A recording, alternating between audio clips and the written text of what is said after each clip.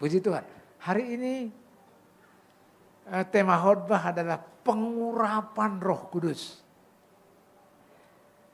Biasanya kalau Roh Kudus itu kan bulan setelah Yesus naik ke surga, biasanya 10 hari. Di situ biasanya kita tentang Roh Kudus. Tapi 1 bulan ini saya tadi bilang di ibadah pertama saya itu bukan gundah gulana, tapi dengan melihat situasi hari-hari ini, baik dalam dan luar negeri, kengerian semakin bertambah-tambah ya. Perusahaan-perusahaan banyak tutup, dan ini ada menteri yang paling baru namanya Kristi apa siapa itu orang cerdas benar, bahkan dia mengasih tahu ada artificial intelligence, macam-macam lah. Nah semua ini membuat ada hati gundah gulana. Nah oleh karena itu saya diingatkan Tuhan gini, nggak usah takut. Lihat Daud umur 17 tahun, belum punya pengalaman apa-apa. Selama 13 tahun dikejar-kejar. Tapi dia kuat. Kenapa? Karena dia diurapi dengan minyak oleh Samuel. Nah hari ini makanya temanya pengurapan Roh Kudus. Mari kita baca, sebelum kita baca sebagai pendahuluan gini, saya mau kasih tahu kepada saudara. Minyak itu biasanya digunakan dalam perjanjian lama untuk apa? Untuk pengurapan. Minyak di perjanjian lama digunakan untuk pengurapan. Dan saya mau kasih tahu kepada saudara, minyak itu juga melambangkan itu Roh Kudus. Saya ulangi. Di perjanjian lama, minyak itu digunakan untuk pengurapan. Sementara minyak itu sendiri, itu adalah lambang daripada Roh Kudus. Semua raja-raja, kalau saudara di perjanjian lama, semua raja-raja, semua imam-imam, Harun, semuanya itu diurapi dengan minyak. Tanpa terkecuali. Untuk apa? Untuk tujuan pelayanan. Biar apa? Biar mereka melayani itu bukan dengan kekuatan sendiri. Bukan kehebatan sendiri. Bukan kemampuan sendiri. Bukan visi sendiri. Tapi karena urapan Roh Kudus. Jadi semua tindakan mereka, raja-raja, para imam ini, semua karena pengurapan dari urapan Roh Kudus. Nah oleh karena itu kita belajar satu kebenaran firman Tuhan hari ini. Kemudian gini, sifat minyak. Sifat minyak yang merupakan sifat Roh Kudus itu pertama sebagai pelumas. Tahu saudara, fungsi minyak pelumas itu membersihkan, yang kotor-kotor dibersihkan. Jadi kalau dipenuhi oleh Roh Kudus, diurapi dengan Roh Kudus, maka dosa-dosa yang tersembunyi juga akan dibersihkan. Kemudian memberi terang. Roh Kudus itu memberi terang, minyak itu memberi terang. Tadi saya bilang pembangkit listrik itu dari minyak. Ada juga dari batu bara, ada juga dari nuklir, ada. Tapi minyak itu pembangkit listrik untuk apa? Untuk memberi terang. Seluruh Indonesia ini terang. Kenapa? Karena ada pembangkit listrik dari minyak, dari fosil. Kemudian menjalarkan meluas. Jadi kalau minyak pelumas itu menjalar meluas gitu. Kemudian menyembuhkan. Minyak itu menyembuhkan. Saya tadi pagi katakan, saudara kalau pergi ke restoran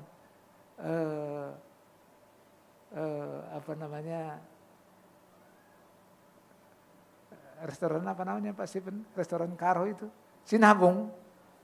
Saudara bisa beli di situ minyak Karo. Semua pemain bulu tangkis di negeri ini dari dulu, dari sejak zamannya Rudi Kartono, mereka itu semua punya minyak karo.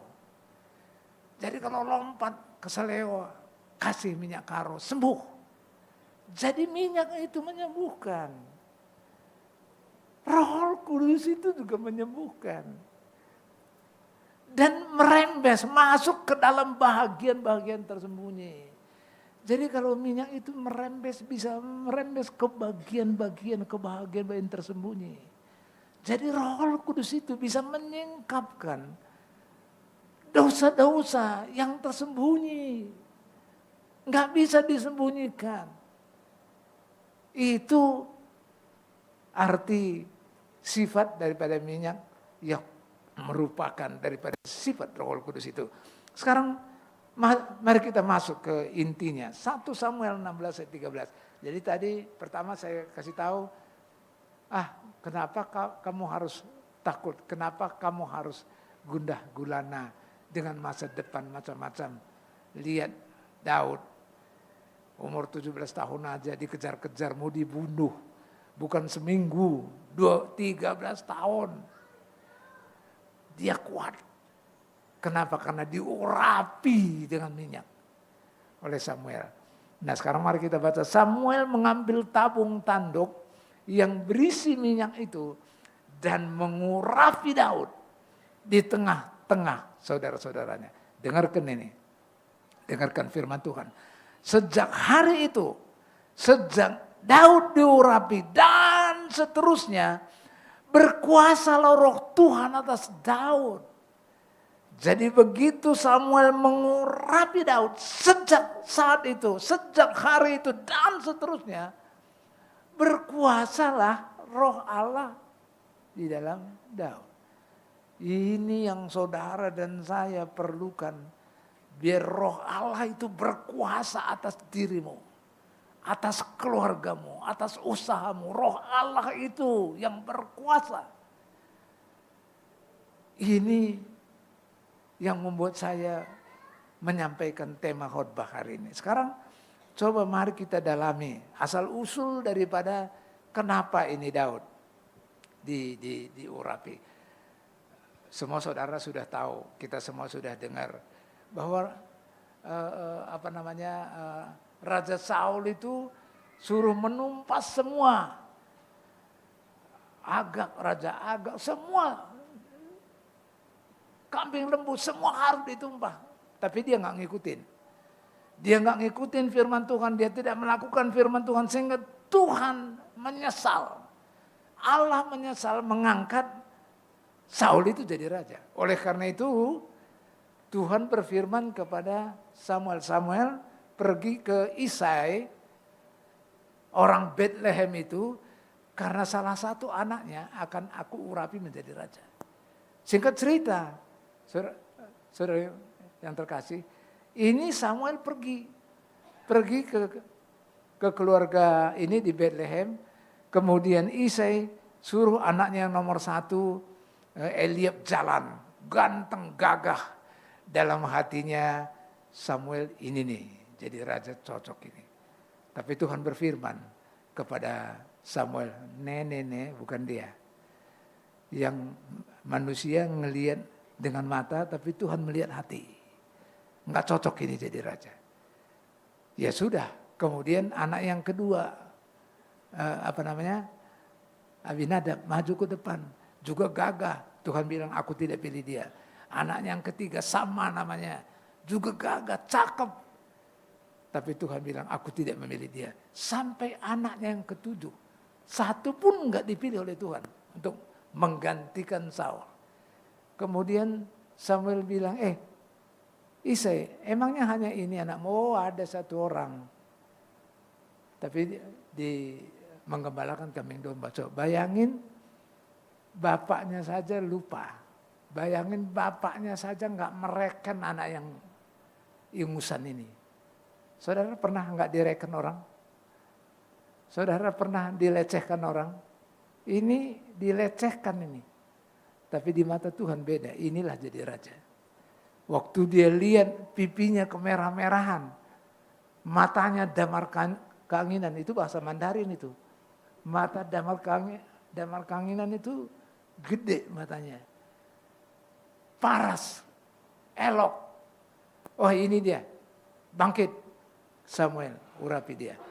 Inilah asal usul latar belakang 1 Samuel 16 ayat 13 ini tadi. Nah begitu dia diurapi menjadi raja.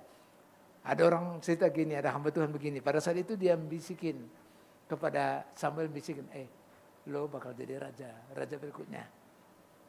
Apa dia langsung jadi raja? Enggak, dia kembali lagi kambing domba.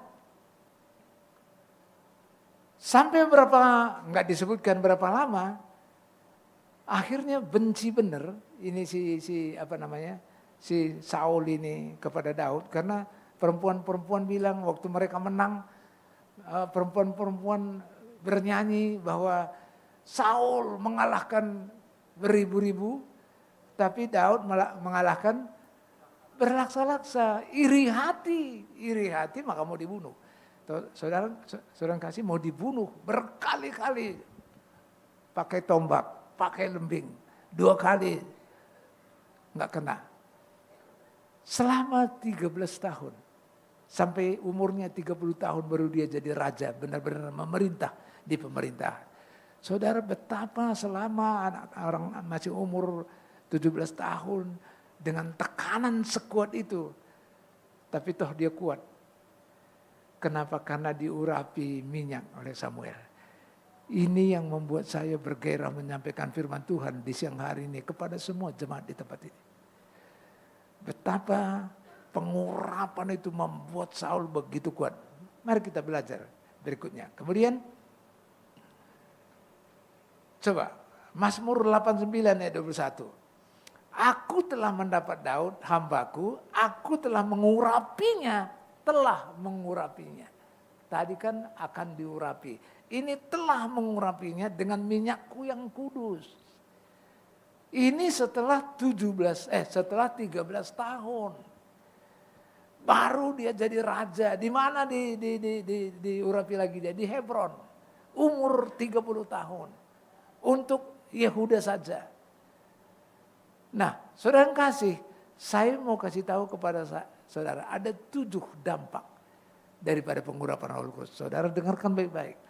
Ada 7 dampak pengurapan daripada Roh Kudus ini. Betapa pentingnya, saudara harus konsentrasi betul.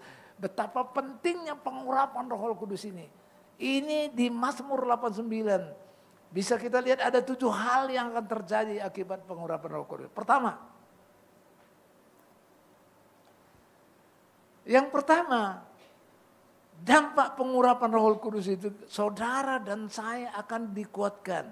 Di sini firman Tuhan katakan, maka tanganku tetap dengan dia, bahkan lenganku meneguhkan dia. Saudara, kalau saya nggak tahu, ingat terus ini Mazmur 31. Saya khotbah di komselnya Ibu Elizabeth. Mazmur 31. Saudara baca di rumah. Perikopnya. Apa perikopnya? Aman di dalam tangan Tuhan. Sekarang ini setelah Daud diurapi, Tuhan katakan,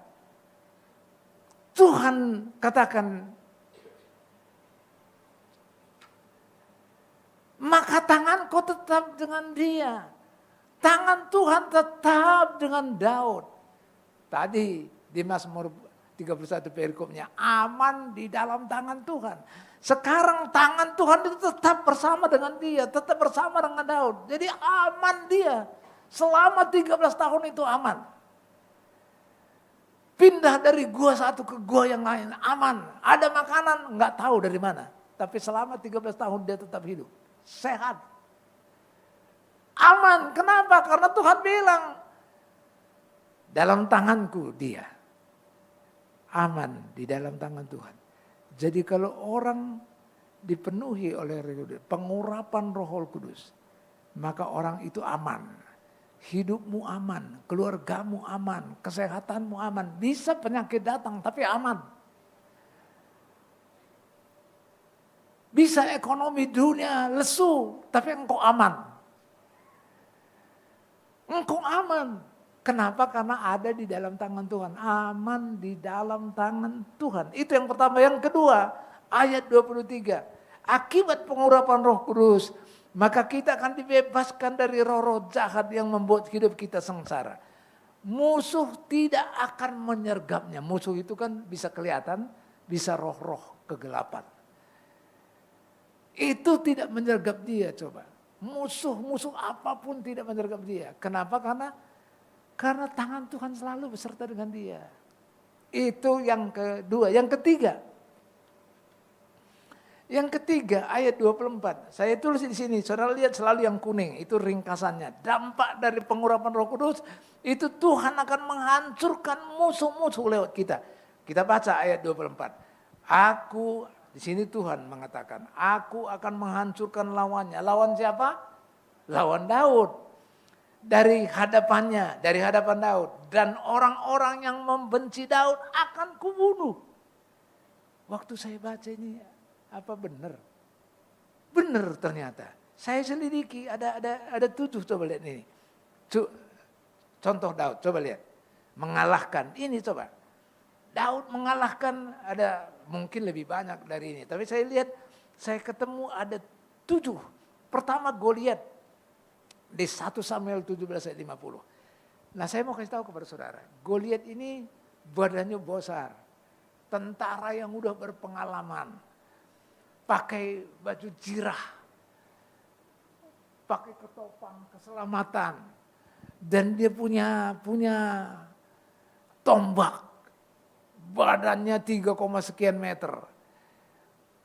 Itu yang dilawan oleh Daud. Daud umur 17 tahun, pipi masih kemerah-merahan, pengalaman berperang belum ada. Ia memang pernah mengalahkan singa beruang. Tapi real manusia itu belum pernah. Tapi saya pikir kenapa kok dia bisa menang? Kenapa, coba saudara pikirkan, kenapa kok Daud yang belum punya pengalaman apa-apa, enggak punya tombak, hanya punya batu di kantongnya, ada 5 batu di kantongnya. Kok bisa ngalahkan orang yang punya lembing, punya tombak, punya perisai, punya pengawal, kok bisa dia kalahkan? Kenapa? Karena dia sudah diurapi oleh minyak oleh Samuel. Kenapa? Karena dia pengurapan Roh Kudus terjadi atas dia. Jadi dampak daripada pengurapan Roh Kudus ini, wow, luar biasa. Yang tidak mungkin dikalahkan, dia bisa kalahkan. Nah ke depan ini, mungkin sekarang ini, engkau juga lagi menghadapi Goliat. Goliat itu masalah besar, masalah yang besar sekali, yang rasanya saudara nggak bisa mengerjakan ini. Nggak bisa menyelesaikan persoalan ini. Begitu berat di hadapanmu, Goliatmu begitu besar. Saudara butuh pengurapan Roh Kudus. Daud diurapi dengan minyak. Dan sejak dia diurapi dengan minyak itu, Roh Allah berkuasa atas dia. Jadi kalau dia berperang bukan lagi dia yang, bukan tubuhnya sendiri, tapi Roh Allah yang ikut berperang. Dia hanya punya batu, ngumpan pakai ketapel, kena jidat mati. Kasih, saudara harus camkan benar-benar ini. Masalah besar, Goliat besar apapun, dalam bentuk apapun, dalam bentuk sakit penyakit, dalam bentuk ekonomi, dalam bentuk finansial, dalam bentuk usaha, besar sekali masalahnya. Rasanya saudara nggak bisa menghadapi. Saudara minta anugerah dari Tuhan. Biar saudara dan saya diisi lagi, dipenuhi lagi dengan Roh Kudus. Biar saudara dalam menghadapi masalah sebesar apapun kayak Goliat, menghadapi Goliat, Daud bisa menang. Saudara bisa menang. Nah masih banyak lagi, ada berapa tadi? Ada 7. Isi Boset dia kalahkan, orang Filistin dia kalahkan, orang Moab dia kalahkan, Raja Zoba dia kalahkan. Nah yang saya terkesima melawan 1.700 pasukan berkuda. Saudara bisa bayangkan 1.700 pasukan berkuda. Wah, itu luar biasa. Zaman itu luar biasa. Itu bisa dia kalahkan.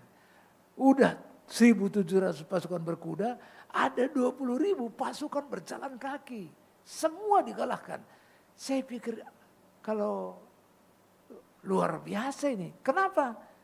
Karena dia diurapi dengan minyak oleh Samuel. Kenapa? Karena ada pengurapan, dampak pengurapan daripada Roh Kudus itu. Sehingga dia bisa mengalahkan musuh yang begitu besar. Musuh saudara, musuh saya, kita ke depan ini berbeda-beda. Tapi sebesar apapun itu, mari kita minta anugerah dari Tuhan. Biar Tuhan penuhi lagi kita dengan rohnya yang kudus. Sehingga kita bisa menghadapi seperti yang dialami oleh oleh Daud ini. Satu lagi yang terakhir tadi, menewaskan 20.000 orang Aram. Coba.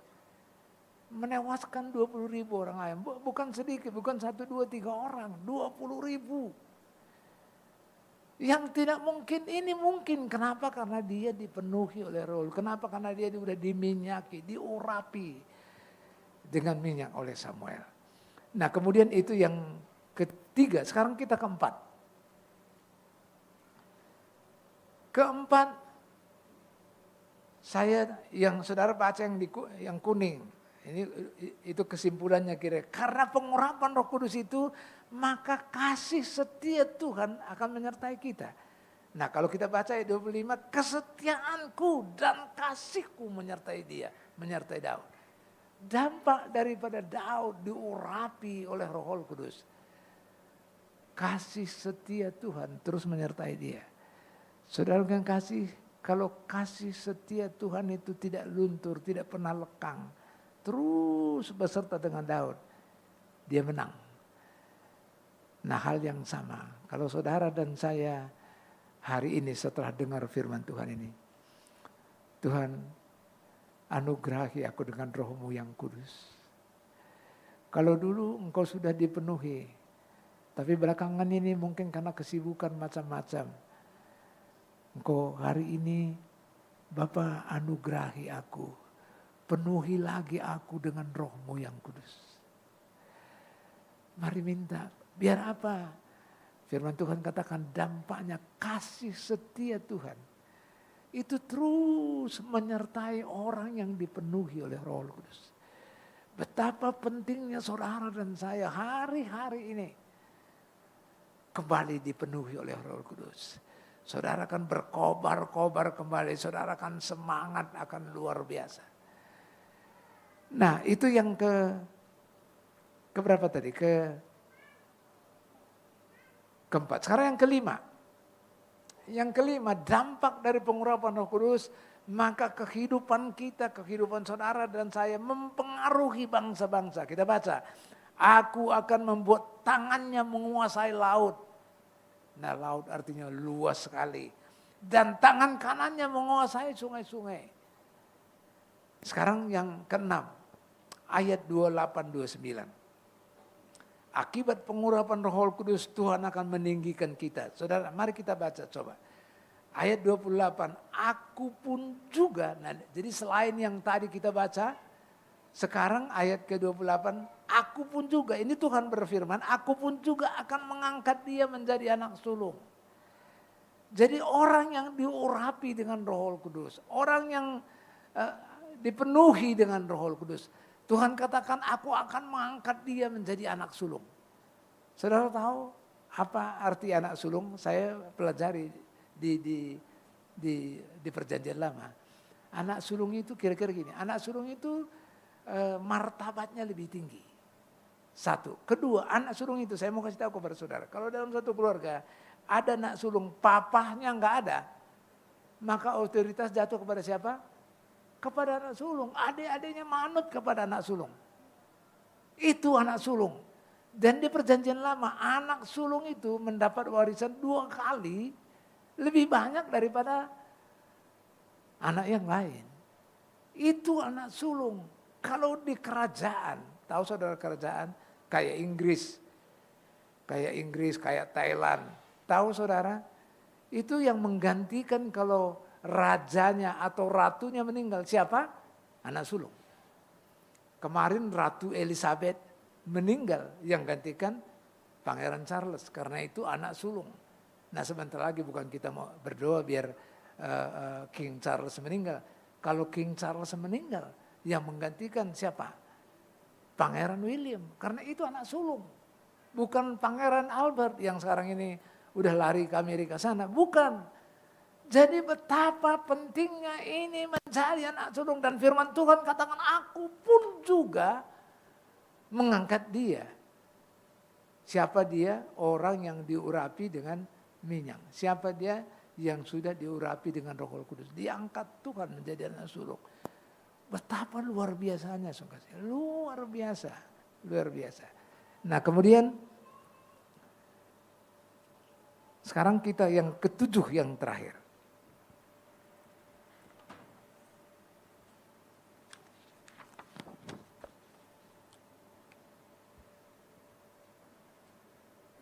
Dengan pengurapan Roh Kudus ini, maka Tuhan menjamin akan memberkati anak cucu saudara dan saya.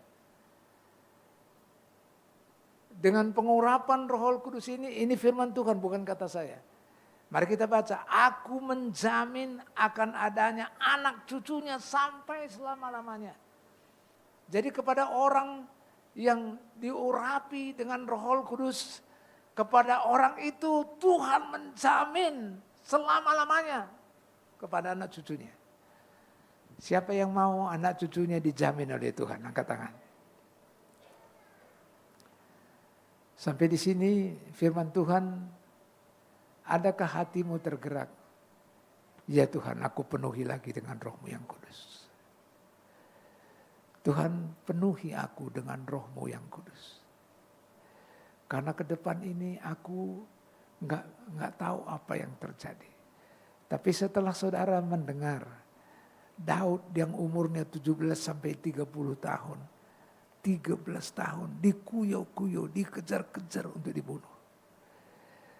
Tapi dia selalu, tangan Tuhan selalu beserta dengan dia. Aman di dalam tangan Tuhan. Ke depan ini bisa apapun terjadi. Tapi kalau saudara dan saya diurapi dengan Roh Kudus, dipenuhi dengan Roh Kudus, dipenuhi lagi dengan Roh Kudus, maka saudara, tangan Tuhan yang kuat itu akan selalu bersama dengan saudara. Dan Mazmur 31 katakan, aman di dalam tangan Tuhan. Keluarga aman di dalam tangan Tuhan. Bisnis aman di dalam tangan Tuhan. Kesehatan aman di dalam tangan Tuhan. Bisa sakit tapi engkau aman. Mari, firman Tuhan ini saya tidak panjangkan. Tapi saudara kasih, saudara sudah melihat ada 7 dampak. Pengaruh daripada pengurapan Roh Kudus itu begitu luar biasanya. Oleh karena itu kita minta kepada Tuhan anugerah dari Tuhan.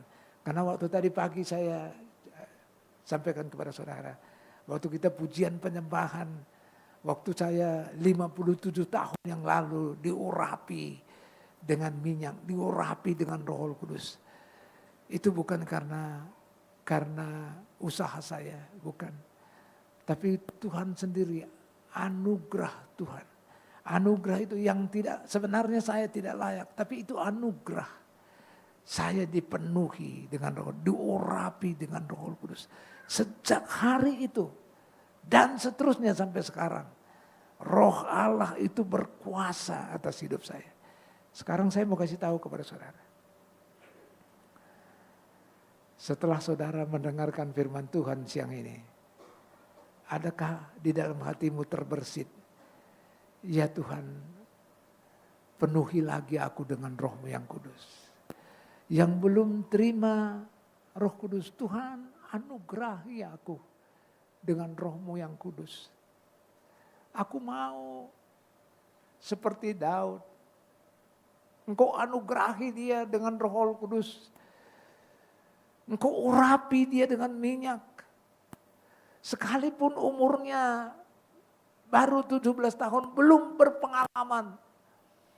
Tapi dia bisa menjalani selama 13 tahun.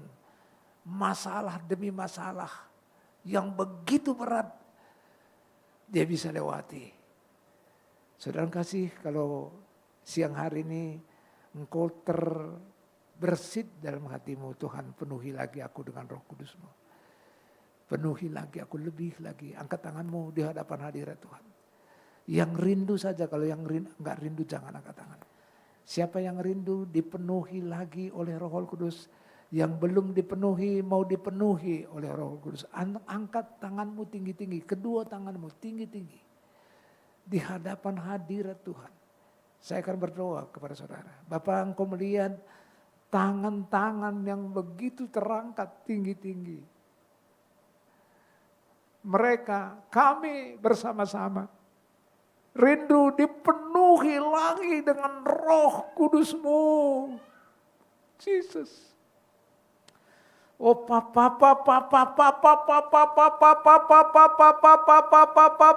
turunlah Roh Kudus dari sorga. Oh haleluya, memenuhi tangan-tangan yang terangkat saat ini. Oh